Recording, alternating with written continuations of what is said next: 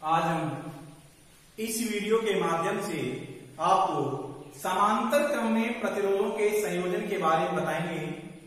समांतर क्रम संयोजन में क्या होता है, यहाँ पर हमें तीन प्रतिरोध तार दिए जिनके प्रतिरोध R1, R2 और R3 है।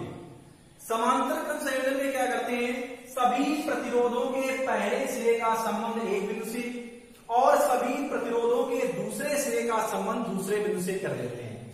पहले सिरे का संबंध बैटरी के प्लस सिरे से और दूसरे सिरे का संबंध बैटरी के ऋण सिरे से कर देते हैं।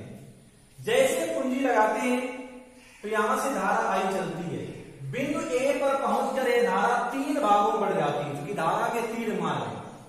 R1 में I1 धारा, R2 में I2 धारा, R3 में I3 धारा प्रवाहित होती है और यहां से I1, यहां से I2 और यहां से I3 जैसे ही बिंदु B पर पहुंचती है पुनः संयुक्त हो जाती है तो फिर धारा I बन जाती है। और तीनों के प्रतिरोधों का जो बिंदु है वो एक ही है, इसलिए समांतर क्रम में वोल्टेज समान होता है और धारा भिन्न भिन्न होती है।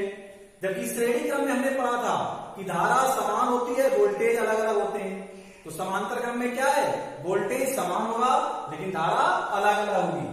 तो मान लेंगे, मैं यहाँ पे लिख नहीं रहा हूं, आपको बता रहा हूं, मान लेंगे माना तीन प्रतिरोध तार R1 और R2 R3 हैं। तीन प्रतिरोध तार हैं जिनके सिरों का जो समांतर क्रम में संयोजित किए गए हैं।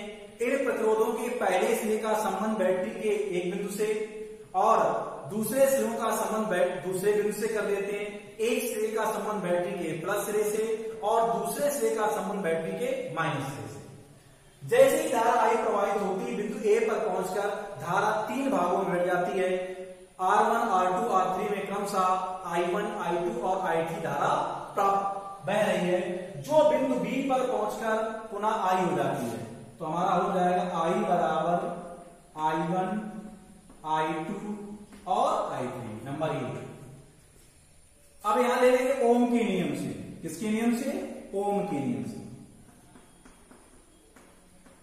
ओम के नियम से I बराबर होता है V अपॉन R, I1 बराबर V अपॉन R1 क्योंकि वोल्टेज समान है।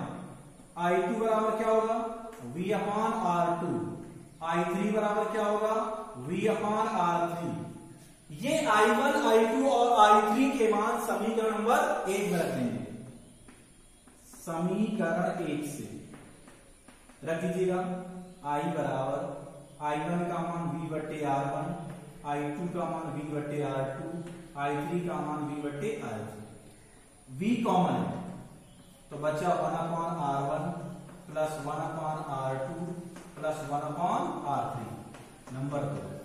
मान लेते हैं, देखिए पूरे परिपथ की धारा क्या है I, वोल्टेज क्या V। मान लेते हैं पूरे संपूर्ण परिपथ का समांतर क्रम के संयोजन का तुल्य प्रतिरोध क्या है R। तो क्या हो जाएगा I बराबर V बटे R। इसको नंबर 3 दे देंगे समीकरण 2 व 3 से।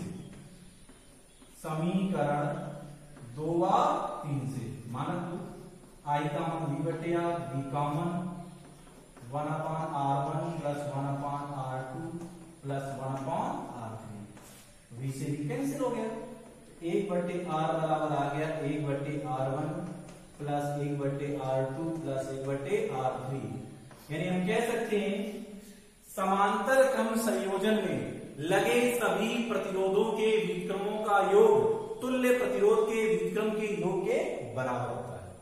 यानी कि समांतर क्रम संयोजन में लगे सभी प्रतिरोधों के व्युत्क्रमों का योग उसके तुल्य प्रतिरोध के व्युत्क्रम के योग के बराबर होता है।